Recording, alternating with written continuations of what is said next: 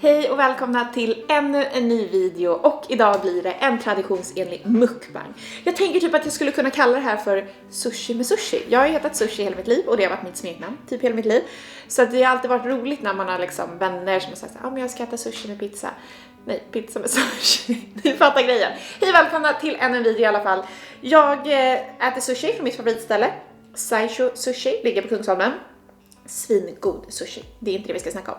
Den här videon kommer handla om livet innan Sveriges Mästerkock. Jag var med i Sveriges Mästerkock år 2020 och vann allt. Helt sjukt nu när jag tänker på det efterhand. Och jag får ibland frågor så här, men vad gjorde du innan Sveriges Mästerkock? Och hur hamnade du där? Har du alltid gillat mat? När började matintresset? Och allt sånt. Så jag bad er på Instagram att helt enkelt fråga vart allting börjar. Så här har jag tagit fram alla frågor och jag tänker att jag börjar med en sushi-bit och sen så fortsätter jag att svara på dem. Kan vi bara kolla på... det går inte att se så tydligt, men alltså det här är världens godaste sushi. Fråga nummer 1. Har du jobbat på restaurang tidigare? För att vara med i Sveriges Mästerkock så får man inte ha jobbat professionellt som kock eller i restaurang på det sättet. Däremot så har jag hela mitt liv, ända sedan jag var 14 år gammal, jobbat på restaurang som servitör. Eller jag började på ett café när jag var 14. Efter jag hade praoat, gjorde prao i skolan på ett fik och blev helt kär i konceptet. Jag älskar service, jag älskar att möta människor över en disk, jag älskar att bara göra kaffe, jag vet inte, jag tyckte det var svinroligt. Och sen började jag jobba som servitör och då har jag jobbat som servitör både i Stockholm och jag pluggade i Lund, så jag var servitör även på Tegnérs. Ni som har pluggat i Lund eller varit i Lund vet vad det är.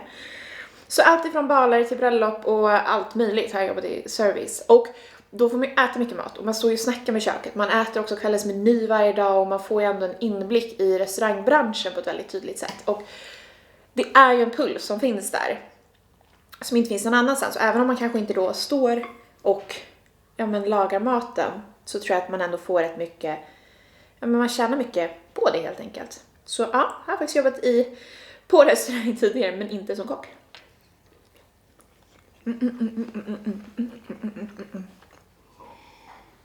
Var växte jag upp? Jag växte upp norr om stan i Stockholm.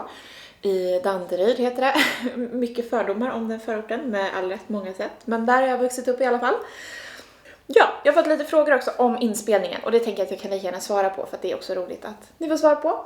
Hur lång tid tar det att spela in ett avsnitt av Sveriges Mästerkock? Ett avsnitt tar ungefär 2 dagar skulle jag säga. Ibland har vi drivit av ett på en dag. Men det var när vi var lite färre och färre rätter att smaka av. Men ofta så var det tävling ena dagen och sen elimineringstävling den andra dagen. Så att ett avsnitt tog 2 dagar, heldagar egentligen. Vilket är ganska lång tid. I decenniets Mästerkock jag var med i, då rev jag av på en dag. Så det var väldigt intensivt schema hela den dagen. Hur lång var inspelningstiden från start till slut av Sveriges Mästerkock? Vi började spela in i september ungefär på heltid. Och jag var klar i november, slutet på november. Så 2 hela månader. Och sen spelade jag in decenniet direkt efter, så hela december. Så att 3 månader så bodde jag på hotell i Stockholm och spelade in Sveriges Mästerkock. Så jag tävlade väldigt mycket på rad och var väldigt trött och slut på att tävla till slut. Nu har vi 2 frågor som är ganska lika varandra. Gud, jag skulle inte valt att sitta på golvet känner jag nu. Alldeles för ovig för det här. 2 frågor som är ganska lika varandra. Berätta mer om ditt jobb som game tester och hur blir jag speltestare låter som livets jobb. Det är typ livets jobb. Det är så jäkla roligt. Jag jobbade alltså som tv-spelstestare eller game tester på EA i Madrid, Electronic Arts. Hur man blir det? Jag sökte. Jag bara sökte jobbet. Jag sökte efter jobb utomlands. Jag var inne på en sån här jobbsökarsajt. Och så hittade jag jobbet och tänkte shit, det här är ju världens drömjobb, kommer jag aldrig få. Men jag sökte, jag testade, jag vågade. Även om jag inte jag har inte jobbat med att testa tv-spel. Jag har spelat jättemycket tv-spel och det låter ju roligt. Men jag visste inte vad som krävdes riktigt. Och sen efter ansökan så fick jag svar, gjorde en intervju. Sen fick jag göra så här olika tester för att se vad jag kunde. Och sen fick jag jobbet och så flyttade jag ner. Jag tror det var typ 1 vecka efter att Madrid, knappt några dagar efter så flyttade jag till Madrid. Väldigt impulsivt beslut. Men mer om mitt jobb som game-tester. Det var ett väldigt roligt jobb. Man började dagarna med att komma in på kontoret. Man drack en kaffe, lite färskpressad apelsinjuice. Alltså Spanien, man ska jobba i Spanien. Det har ingenting med tv-spelstestjobbet att göra. Förutom att de testar alla e-spel i Madrid faktiskt, oavsett språk. Men det som var så roligt var att man kom till sitt skrivbord. Man fick inte ta några bilder, så jag har inga bilder från det för det var så himla sekretessbelagt. Det finns inga bilder på kontoret, men Man hade sina skärmar, jag hade 3 skärmar, så även mitt PlayStation 4 var ju på den tiden och Xbox, så jag kunde testa de olika spelen på olika konsoler. Och sen så en dator såklart, så när jag testade Sims till exempel så testade jag på datorn. Så laddade jag upp, startade spelen, laddade ner nya versioner vi hade av spelet, testade den. Man gick i olika pass som det kallas, så att man går igenom olika steg för att testa alla delar av spelet. Och sen så skickar man in alla buggar, får tillbaka dem och ska se till att det faktiskt är löst. Så att från det att du faktiskt får spelet, ta typ NHL till exempel. Från att du får spelet till att det är klart 2 månader senare så har ju ändå ändrats något enormt. I början liksom funkar det knappt att spela, det är ju inte ett färdigt spel. Och till slut så är det liksom ett spel som man kan släppa i butik och man har varit med och skapat det. Och ens namn står i liksom, vad heter det, den här listan på vilka som är med och skapat spelet. Så att det är faktiskt väldigt coolt. Okej, nästa fråga. Hur många andra språk kan du prata? Jag kan prata svenska, jag kan prata engelska och jag kan prata spanska. Jag vågar knappt säga det för att jag förstår i princip allt och jag kan prata med en spanjor om det inte den kan engelska för att bli för generad. Så att har jag druckit en öl eller 2 då kan jag absolut också prata. Så att jag kan spanska. Men lite blyg för att prata det. Sen har vi min mammas man norsk, norrman, och har 2 norska liksom, bonussyskon. Så att jag har... Det är kanske inte språk som är så alla kan norska. Nej, men alltså jag kan norska riktigt bra. Kanske inte prata men alltså allt. Det är på liksom vanliga liksom, svenska kan ju norska, men jag kan det utan och innan. Danska, sjukt nog! Alltså på EM när jag jobbade i Madrid så hängde med många danskar. Så att nu för tiden kan jag faktiskt kolla på danska serier och förstå allt de säger. Vilket är typ jättesjukt, för att jag tyckte det var världens svåraste språk förut. Det var så konstigt. Vad jobbade du med innan Sveriges Mästerkock? Precis innan så jobbade jag som tv-spelstestare som jag berättat och pratat om. Men innan dess så jobbade jag faktiskt som... Varför blev det så? Men innan dess jobbade jag faktiskt som journalist. Jag är utbildad journalist. Jag började faktiskt plugga en kandidat i digital kommunikation. Och sen så läste jag en master i journalistik och sen började jag som matjournalist. Så att jag skrev om kockar och restauranger och sånt. Så att jag var matjournalist och sen kom jag in på Sveriges Radio. Som var min drömarbetsplats på den tiden. Jobbade där som både redaktör och producent och allt möjligt. Och sen gick jag över till, var en vända på Expressen ett tag och sen gick jag tillbaka till Sveriges Radio och ja... Sen blev jag tv-spelstestare och sen Sveriges Mästerkock. Har du alltid velat jobba med mat eller ville du bli något annat när du var liten? När jag var liten, då hade jag en stor dröm med vad jag ville bli. Jag ville bli bäverforskare. Nej men alltså jag älskade bävrar över allt annat. Jag gick på bäversafari, alltså ute i det vilda. Man gick upp 4 på morgonen, paddlade kajak uppe i Dalarna och... Nej, men jag älskade bävrar. Så jag vill bli bäverforskare, om det ens är ett yrke. Jag trodde det när jag var 9 i alla fall. Och jag älskar fortfarande bävrar. Jag är absolut inte på samma nivå, men det hade varit riktigt coolt att bli bäverforskare. Istället så blev jag matlagare. Men innan dess hade jag nog som dröm att bli typ skådespelare, men jag är nog lite för rädd. Jag vet faktiskt inte riktigt vad jag hade för dröm. Jag tror jag hade lite svårt. Även när jag skulle plugga så visste jag att så här, jag ville plugga någonting. Jag visste att jag ville plugga. Men jag visste inte, det spelade ingen roll vad. För jag ville ha studentlivet. Det tänkte jag var roligare. Vilket jag är glad för det gjorde att jag bara hamnade på den banan jag hamnade. Det är lite det, man måste liksom slå in lite dörrar för att hamna någonstans. Man kan inte bara vänta på att någonting ska ske. Ja, lite på samma tema. Vad var karriärsdrömmen innan Sveriges Mästerkock och vad är det nu? Innan Sveriges Mästerkock var det som sagt ingenting. Jag visste nog inte riktigt vad jag ville hålla på med.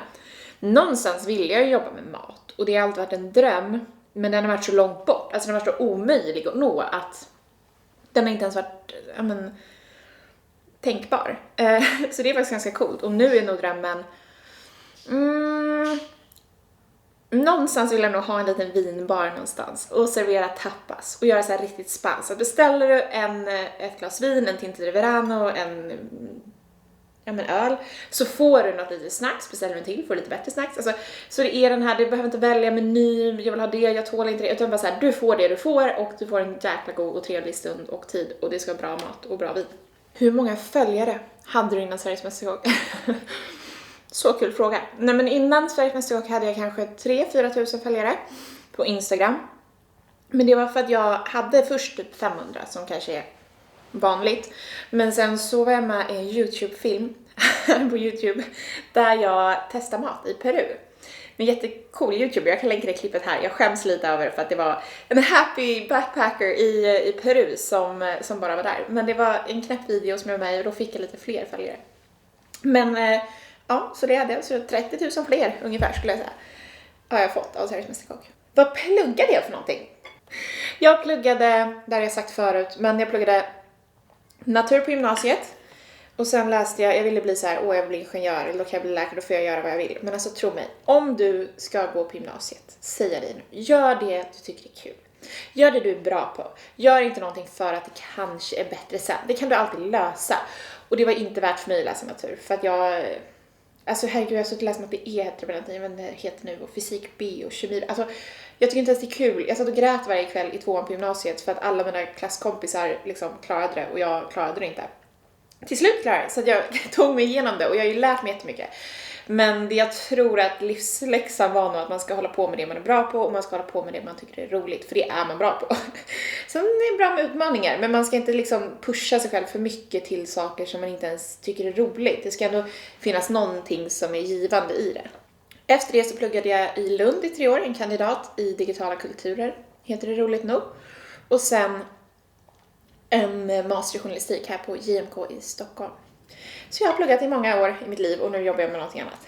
Men, så blir det. På vilket sätt, här är en rolig fråga. På vilket sätt har din matlagning utvecklats om man jämför pre- och post Sveriges Mästerkock? Jättemycket. Jag tror att även om jag kanske inte har världens bästa självförtroende, så har jag fått mycket bättre självförtroende i min matlagning. Jag tänker att jag fortfarande är svår. Jag fightas med det hela tiden, för jag tänker fortfarande alla kan ju laga mat. Det är inte svårt. Man kanske är ovan, man kanske är rädd, man kanske tänker att det inte är bra. Men det är ju i grund och botten typ du steker lök eller du kokar något. Alltså det är inte någon rocket science. Samtidigt så är jag tacksam och glad ifall att jag har någon sorts talang för smaker och sammansättningar. Och jag har ju absolut mina 10 000 timmar i att ha tränat på att laga mat och övat och erfarenhet och smakat mycket mat. Så att det får jag väl ändå vara ödmjuk till. Men min matlagning har förändrats på så sätt att förut skulle jag aldrig själv... Jag vågar inte experimentera så mycket. Alltså vissa som sagt Sveriges Mästerkock nu, de är ju liksom renodlade, liksom, de har nördat ner sig, de har lagat hur mycket mat som helst. Och jag har lagat mycket mat med mer så här vardagsmat. Jag har lagat till familj och vänner tillsammans med familj och vänner. Men jag har aldrig liksom stått och gjort de här emulsionerna och superavancerade pulver och hit och dit grejerna. Utan jag har nog lagat mycket vardagsmat, men gjort det på ett roligt sätt vad jag tycker. Och framförallt ätit otroliga mängder mat. Och det har jag fortfarande. Så jag tror det är där jag har fått allting ifrån i alla fall. Vart gick jag på gymnasiet? Jag gick på gymnasiet på Danderyds gymnasium. Och jag läste natur då, som jag har sagt. Och mitt favoritämne i skolan var hemkunskap. Nej, mitt favoritämne, jag gillade matte i början. Och jag älskade samhällskunskap och svenska. Favoritämne svenska alla dagar i veckan. Svenska, engelska, spanska, jag läser latin också. Språk är allt. Och jag älskar att skriva. Det är kanske det, apropå det jag insåg förut. Min dröm när jag var liten, författare. Det är fortfarande min dröm. Alltså mer än min kokbok, men alltså författare. Vad jag älskar att skriva. Det är det bästa som finns. Hur visste du att du var redo att söka till Sveriges Mästerkock och har du alltid velat jobba med mat? Oj, att vara redo. Nej men alltså sånt är du inte redo för. Alltså då är det fel inställning. Jag var inte redo alls. Eller så var jag jätteredo för att det gick bra. Men jag sökte bara. Det var ingen sån... Det var bara jätteimpulsivt och jag tror det handlar om att bara våga och kasta sig ut. Och jag är nog rätt impulsiv person. Börjar man tänka så här, är jag redo? Har jag det så? Nej. Jag hade aldrig det som krävdes, trodde jag. Jag trodde aldrig jag skulle komma på audition. Jag trodde inte jag skulle komma vidare från audition. Jag vet att man kan säga så, men alltså helt ärligt, det fanns inte en enda tanke i min värld att jag skulle gå vidare. Så det fanns inte. Och därför tror jag att det blev lättare. Att det var inte som press. Det var inte som att jag hade byggt upp alla de här förväntningarna. Eller att men nu ska jag verkligen visa. Det var snarare, nej men gud, tänk om det här jag älskar att göra ska bli bedömt och jag ska vara jättedålig på det. För då går det inte att göra alls liksom. Men alltså du är redo, tro mig. Bara du tänk tanken att du vill söka. Eller typ tänk tanken att du gillar att äta mat. Eller laga mat. Sök. Alltså vad är på riktigt det värsta som kan hända? Att du inte får en ansökan. Eller de inte ringer tillbaka. Eller att du lagar mat och de säger så. Nej, jag tycker inte, nej men det är subjektivt. Mat kan vara jättegott för olika personer. Det är så här. Sök bara om du känner dig sugen. Jag känner att den som har ställt frågan är sugen. Och därför ska du söka. Var det inte jobbigt att bli filmad hela tiden när man var tvungen att fokusera? Svinjobbigt. Nej men alltså det var så, alltså det går inte att föreställa sig. Tänk er 15 kameror. Och så vet du också så här, nu ska jag flambera det här, nu ska jag skära upp köttet och se om det blir bra, eller jag ska kolla in temperaturen på fisken. Nej men då märker du hur 3 kameror, du får aldrig titta in i kameran. Det är så här, nu är det jätteovant att titta rakt in i kameran, men det är hela tiden så här, du får inte titta på en kamera. Men du känner ju hur 3 kameror kommer liksom 30 cm ifrån dig medan du gör det mest kritiska momentet, medan du är jättestressad och pressad och vet så här, oh men gud, det är 1 miljon på andra sidan som ska titta på det här. Hela svenska folket, alltså hela, men 1 miljon, alltså nej men jag vande mig nog aldrig riktigt. Eller snarare så här, man accepterar aldrig riktigt, men man vänjer sig. Till slut blir det ju så här, ser du en svart lins så direkt viker det bort. Alltså efteråt, när jag var helt skadad efteråt, att jag så fort tittar bort. Och att typ en månad efter så pratade jag ju i presen, så att när vi gör de här små synkarna eller de här små klippen när vi pratar under tävlingen och sånt, då så ska man ju alltid svara om någon frågar så här: okej, men du började hacka potatis, vad tänkte du göra med den? Då ska man ju säga: jag började hacka potatis för att jag skulle göra det här. Och så svarade jag också om någon frågar så här: hur mår du? Jag mår jättebra. Alltså man liksom svarar det i samma. Jättekonstig grej. Har du syskon och är ni nära? Ja, jag har 2 syskon. Jag har 2 äldre bröder. Johan och Gustav heter de. Och de bor faktiskt i Stockholm. En har trillingar. Det finns en skitrolig YouTube-video, jag kan länka till den nere, som jag gjorde med dem när de fick smaka min mat i somras. Och en har också nu precis fått en liten bebis som heter Signe. Men jag har 2 bröder. Alltså vi har inte alltid varit nära. Vi har bråkat så in i, alltså jag tror inte ni förstår. Man kan säga att syskon bråkar, men vi har bråkat jättemycket. Men idag tycker jag att vi är nära. Nu lever vi lite olika liv för att de har barn och familj. Men jag vet att jag alltid kan ringa dem. Och de finns alltid där för mig. Och jag finns alltid där för dem. Så att jag tycker på så sätt är vi nära. Och de är skitroliga och underbara och bäst. Hur mår du och din dag varit? Jag älskar när folk frågar sina frågor. Och jag tänker att det är väl perfekta frågan att avsluta den här mukbangen med. Min dag har varit bra. Och jag mår bra. Det är sol i Stockholm. Jag har träffat massa underbara vänner senaste tiden. Jag har varit i Göteborg. Det finns en vlogg därifrån också som är skitrolig. 2 vloggar. Och ja, men det är bra. Jag äter världens sushi.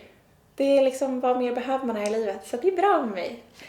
Hörrni, nu ska jag fortsätta äta min sushi. Det är så svårt att äta medan man pratar hela tiden. Men tusen tack för att ni har kollat. Jag hoppas ni tyckte det var lite roligt. Har blivit lite klokare på mig och vem jag var innan Sveriges mästerkock. Hicka. Och vem jag är nu. Tack snälla återigen för att ni kollat. Och om jag får önska en sak nu är att du går in och prenumererar på kanalen. För att det hade betytt allt och världen för mig. Puss och kram. Ha världens finaste dag.